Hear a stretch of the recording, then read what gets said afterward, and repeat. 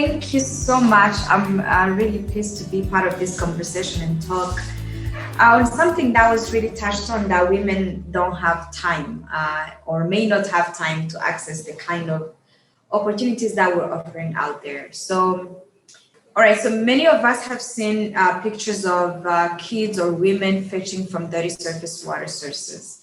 And this is something that motivates many people, NGOs, charities, individuals to really contribute to the water crisis and see if they can solve this. And for many, many decades, NGOs have contributed to the rural water sector by digging boreholes that look like this with hand pumps. And often what you see is this happy opening day pictures.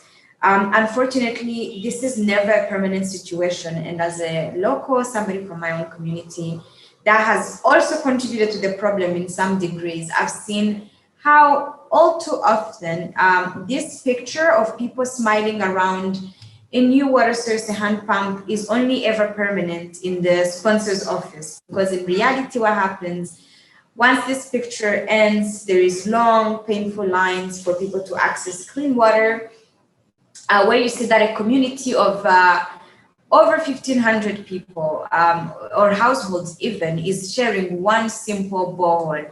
And often the borehole gets broken and there is no provisions to repair that borehole. So what this means is it's stealing time from women. And let's remember that the dangers of surface water not only include unclean water that can cause diarrhea, disease to families, illness, malnutrition, but also there is real dangers in the water, like crocodiles, or increase in riverbank activities and so on, that continue to infringe on this relationship between man and nature in several ways. So definitely we need to look at the problem of what happens after we do that opening day ceremony. My question when I started working in the water space was, if we have the technology to do piped water has been around for centuries, for millennia even. We hear as far back as the city of Babylon, they had piped water. But why are we still offering boreholes with hand pumps to rural Africa? It's a tragedy that poor people are offered lesser solutions, and solutions that end up being a little bit more expensive than actual solutions that provide more reliable and permanent sources of water. So that's why we're trying to change our water access Rwanda by providing access to safe piped water.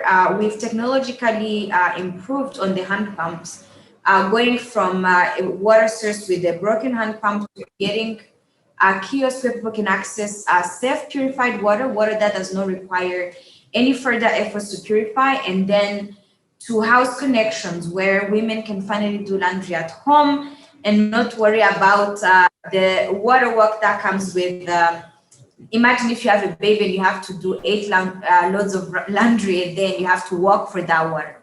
So finally you can do laundry at home, you can drink your water right into your home, you can wash your floor anytime you want without worrying about walking for water. What we see with a solution like this is massive impact on the environment, on women's time, on education, on poverty, and on the increase of use of affordable and clean energy, which in the end is really having a positive impact on life and the life of our users.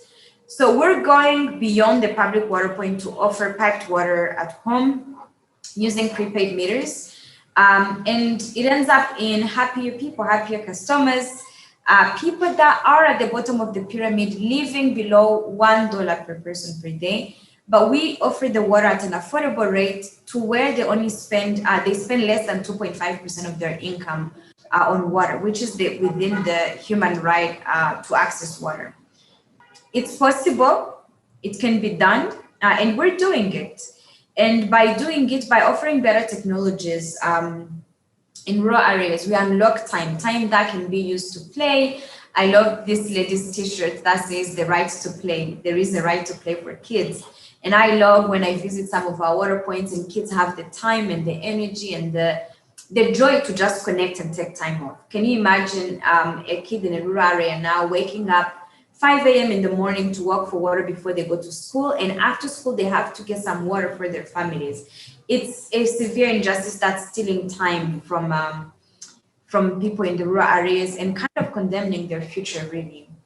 What we also do is we make sure that the systems we install are professionally run by young people, especially young women, who in exchange for running our water points receive a basic salary, an insurance for the rest of their families, and also earn commission on the more sales they make. And so through that, we're saving time, creating jobs, creating opportunities in the rural areas by doing something better. So water and gender are very, very interconnected. I remember before starting the company in 2013 and 14, I actually was researching how water has a direct influence on reproductive health and the environment. And I'm happy that my work now is influencing on that. I hope really with everyone who's on this call that it challenges you to think about the solutions you are offering. If it's a solution that works, is it going one step further from offering access to offering convenience? Because they are inventions, the technology is out there to provide access that also comes with convenience and in a way that is acceptable to the targeted users. And this is how we reclaim time for women, whether in urban areas or rural areas, is by really enforcing and requiring a higher level of service from those who provide infrastructures. So don't just stop at the public water point. Why not go a step further and provide access to piped water inside people's homes? And again, we have the technology and we should be investing to meet the human right to water, which also calls for reliability and accessibility, meaning convenience in other terms.